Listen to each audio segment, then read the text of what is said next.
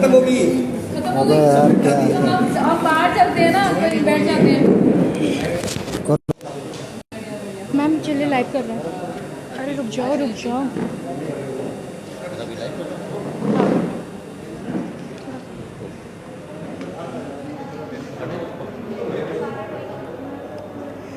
नमस्कार, आप देख रहे हैं अपना पर्वत जैन डिजिटल, आपके साथ मैं हूं मीनाक्षी साहब। जैसे कि आपको पता है कि चार धाम यात्रा की शुरुआत हो चुकी है और चार धाम यात्रा में कई सारी अव्यवस्थाओं के बारे में आपने सुना होगा। उन्हीं अव्यवस्थाओं में से एक है अब पशुओं को लेकर जो सामने आ रही है। इनको लेकर क्या कुछ है, ये सब कुछ जानने के लिए आज यहाँ एक प्रेस कॉन्फ्रेंस की गई थी, जिसमें ये बताया जा रहा है कि चार धाम यात्रा के दौरान जो घोड़े और खच्चरों का इस्तेमाल किया जाता है उनको बहुत ज़्यादा प्रभाव पड़ रहा है, उनकी मौतें हो रही है। अब ये बात कितनी सच है, क्या है, सरकार ने क्या प्रबंध किए हैं, ये सब के बारे में जानकारी लेंगे। नमस्कार, कैसे हैं आप? बढ़िया। अच्छा मैम, पहले ये बताइए, ये सारी डिटेल्स चार धाम यात्रा में घोड़े खच्चरों के साथ इस तरीके का हो रहा है, ये डिटेल्स आपके पास कैसे है? जो ऑफिसर्स और जो डिपार्टमेंट इसके लिए जिम्मेदार हैं उनसे ली है हमने, और बाकी हमने जो मीडिया पे रोज़ न्यूज़ आती हैं उससे लिया है। मैम, मीडिया पे जो काफ़ी बार ऐसा होता है कि आंकड़े छुपाए जाते हैं और कई बार ऐसा होता है आंकड़े जानबूझ के ज़्यादा बताए जाते हैं, तो आपके पास कुछ पुख्ता जानकारी है इसकी कि हाँ इतने घोड़ों को दिक्कत हो रही है और कितने का रिकॉर्ड आपके पास है? देखिए, जो हमें आंकड़े बताए गए और जो एक्चुअल सच्चाई है वो बहुत ही विरोधाभास है। उसमें 2300 की रजिस्ट्रेशन है, 6 खच्चर इनके डिपार्टमेंट के अकॉर्डिंग मरे हैं।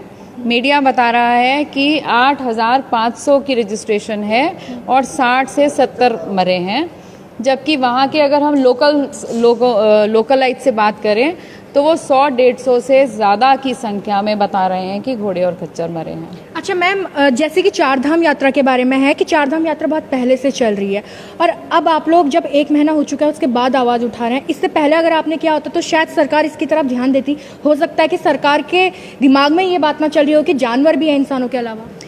मैं आपको एक चीज़ ये बता दूं कि मुझे ये कहना है कि पहले आवाज़ क्यों नहीं उठाई गई। मैं आज आवाज़ उठा रही हूँ, आप 1 महीने बाद मुझसे पूछिएगा कि सरकार ने क्या किया है, आपको जवाब खुद ब खुद मिल जाएगा। मैम, लेकिन चार धाम यात्रा के उस दौरान पे हो सकता है और घोड़े खच्चर, क्योंकि अभी दिखाई दे रहा है मंदाकिनी में लाशें फेंकी जा रही है घोड़े खच्चरों की, तो हो सकता है ये आंकड़ा तब तक का बढ़ जाए जब तक सरकार की संज्ञान में ये बात आए। मैंने 15 दिन पहले भी लेटर लिखा था जिसका कोई जवाब नहीं आया मेरे को अभी तक। आप कह रहे हैं कि आवाज़ नहीं उठाई, हम पहले साइलेंटली आवाज़ उठा रहे थे। आज हमें मजबूर होकर ये मीडिया की प्रेस कॉन्फ्रेंस करनी पड़ी है, क्योंकि हमारी सुनवाई लेटर्स के थ्रू, ईमेल्स के थ्रू नहीं हो रही है।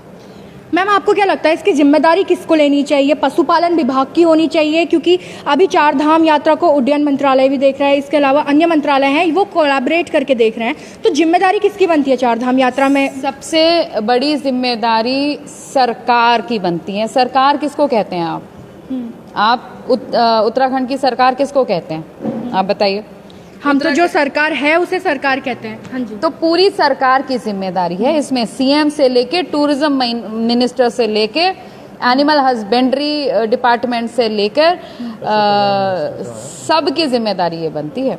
इवन जिनकी कमाई हो रही है, जैसे आपने बोला कि जो उड्डयन विभाग है उसकी, इन सब की जिम्मेदारी बनती है। अगर आप केदारनाथ से कमा रहे हैं तो आपको उसका कुछ हिस्सा यूटिलाइज भी करना है उसमें। अच्छा मैम, जैसे जब घोड़े या खच्चर लिए जाते होंगे तो इनका कहीं ना कहीं रजिस्ट्रेशन ज़रूर होता होगा कि इसके पास ये घोड़ा गया है या इसने खरीदा है, क्योंकि वो ऐसा तो नहीं है कि 10-20 हज़ार में घोड़ा आ जाएगा। हो सकता है अच्छी नस्ल का घोड़ा हो तो महंगा जाता होगा, तो उसके रजिस्ट्रेशन के बाद इस तरीके के हादसे होते हैं, तो जो उसका मालिक है उसको क्यों नहीं पकड़ा जाता है? मैंने मांग ही यही की है। आपने अगर जब पूरी प्रेस कॉन्फ्रेंस देखी होगी तो हम लोगों ने मांग यही की है। बोला यही है कि उनका आइडेंटिफिकेशन या रजिस्ट्रेशन का एक प्रॉपर प्रमाण बनाया जाए।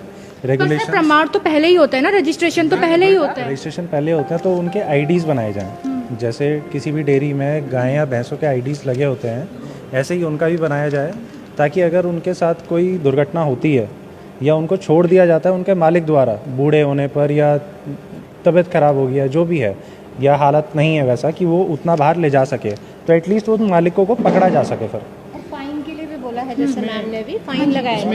इसमें GMVN की भी जिम्मेदारी बनती है। गढ़वाल मंडल विकास निगम अच्छा खासा वो है, और इस निगम का जो प्राधिकरण के तहत ये लोग कर रहे हैं, उनकी जिम्मेदारी बनती है हर तरीके से पशुपालन की और उनकी केयर करी जाए।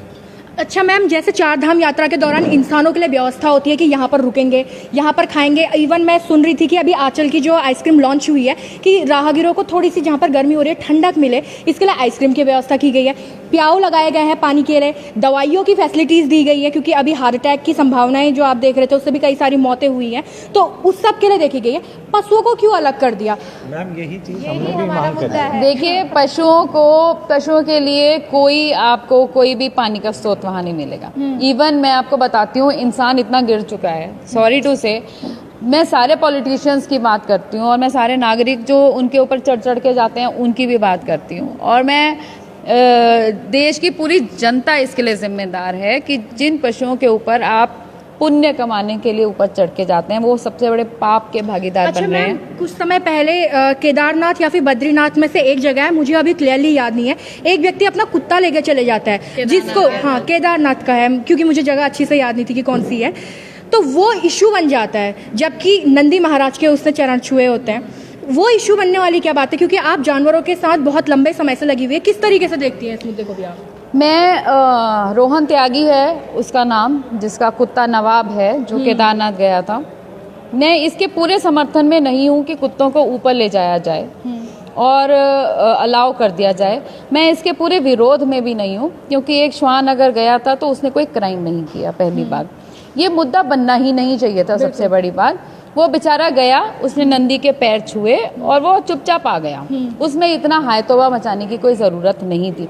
अगर आपको ऑब्जेक्शन है तो आप रूल बना दीजिए ना, है ना, आप रूल बना दीजिए, आगे से रूल तो उन घोड़े और खच्चरों के लिए भी होने चाहिए जो मंदिर परिसर तक लोगों को छोड़ के आते हैं। बिल्कुल छोड़ के आते हैं। और दूसरी बात देखिए, सबसे बड़ी बात यह है कि अगर प्रशासन चाहे ना तो शूटिंग भी तो होती है केदारनाथ में, उससे भी तो कमाई होती है। अभी सतपाल महाराज जी ने बोला कि सेल्फी सेंटर बनेगा तो कांग्रेस ने उसका विरोध किया और उसके बाद वो स्थगित कर दिया गया। फिर उन्होंने बोला कि जो रावत हैं हमारे जो विंग कमांडर थे उनके ऊपर बनेगा, वो भी स्थगित कर दिया गया। किसी व्यक्ति विशेष के ऊपर कोई भी चीज़ आप बना दें, उसके ऊपर आप पैसा खर्च कर सकते हैं और जो वहाँ के जानवर मर रहे हैं या उनके ऊपर पैसा खर्च नहीं कर सकते। लेकिन मैम, विपिन रावत जी की आप बात कर रहे हैं, वो सीडीएस रहे हैं देश के और उत्तराखंड का गर्व रहे हैं, उनका फोटो पॉइंट बनना और किसी जानवर के लिए कुछ और करना दोनों अलग अलग चीज़ें, उनको आप एक नहीं कर सकती हैं। मैं आपसे ये कह रही हूँ कि विजय रावत जी का स्मारक चिन्ह या जो भी है वो भी बनाए। मैं आपसे ये कह रही हूँ, विजय नहीं, विपिन रावत जी का चिन्ह बनाइए। मैं ये नहीं कह रही हूँ, मैं ये कह रही हूँ कि किसी फिल्म स्टार का नहीं बनना चाहिए। मैं उसके विरोध में हूँ और हमेशा रहूंगी। अच्छा मैम, जैसे मैं अभी देख रही हूँ ये प्रेस क्लब में, हम हैं, प्रेस क्लब के बाहर 2 कुत्ते बैठे हुए हैं, आप पशुओं से जुड़ी हुई हैं, आवारा कुत्ते देखे जाते हैं, स्पीड पे गाड़ी आती है, बहुत सारे कुत्तों को उड़ा के ले जाती है। कई कुत्ते ऐसे होते हैं जो बाइक पे चल रहे लोगों को भी काट देते हैं, ऐसी बात नहीं है, दोनों तरफ से होता है, गिव एंड टेक का रिश्ता। बिल्कुल सही आपने क्वेश्चन पूछा है, क्योंकि हम एनिमल वेलफेयर से जुड़े हुए हैं तो हर तरीके से मुसीबत आती है। हम एक तरफ तो बचाते हैं कुत्तों को, दूसरी तरफ हमारा फर्ज है कि हम नागरिकों को भी बचाएं। तो जहाँ पर ऐसे केसेस आते हैं जहाँ पर एक पर्सनल पेट भी काट लेता है, आप उसको इतना आप अंदर नहीं रखते हो या कंट्रोल में नहीं रखते हो, वो पड़ोसियों को काट लेता है, उस पेट ओनर के खिलाफ भी हम कार्रवाई नहीं। तो इन लावारिस कुत्तों को क्या कहेंगे, इसकी जिम्मेदारी किसकी बनती है? नगर निगम की। नगर निगम की।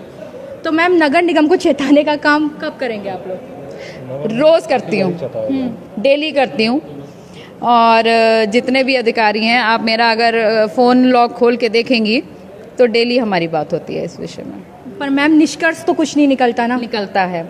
पिछले 1-1.5-2 साल में मैंने पर्सनली इतने अच्छे हमारे मेंबर्स हैं, रीमा हैं, ये हमारे साकेत जी हैं, नीरू हैं, ये सारे हमारे मेंबर्स खड़े हुए हैं। ये हमारा ग्रुप यही काम करता है।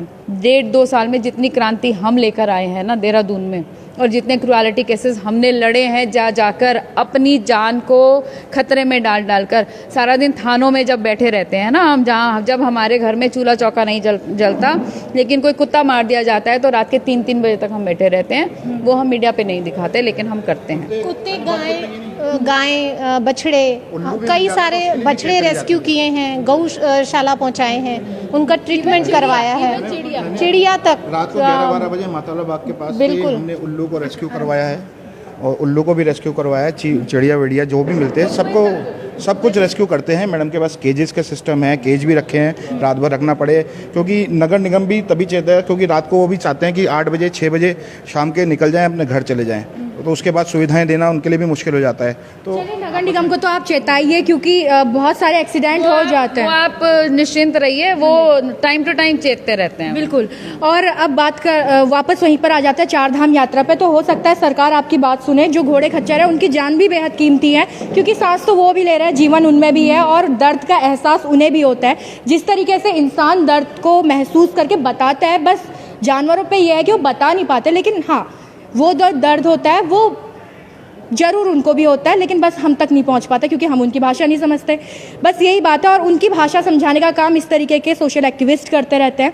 तो डेफिनेटली सरकार को इस ओर देखना चाहिए, क्योंकि कुछ समय से ये खबरें देखी जा रही हैं कि मंदाकिनी नदी में जो खच्चर है, घोड़े हैं, उनकी लाशों को बहाया जा रहा है। अपने आप में बहुत बड़ी बात है। जिनको चार धाम यात्रा के लिए हम इस्तेमाल कर रहे हैं, उन घोड़े खच्चरों के साथ इस तरीके की बर्बरता की जा रही है। तो फिलहाल अब देखते हैं कि इस प्रेस कॉन्फ्रेंस का असर कितना पड़ता है, क्या कुछ होता है। तब तक आप बने रहिएगा अपने परवत जन डिजिटल के साथ।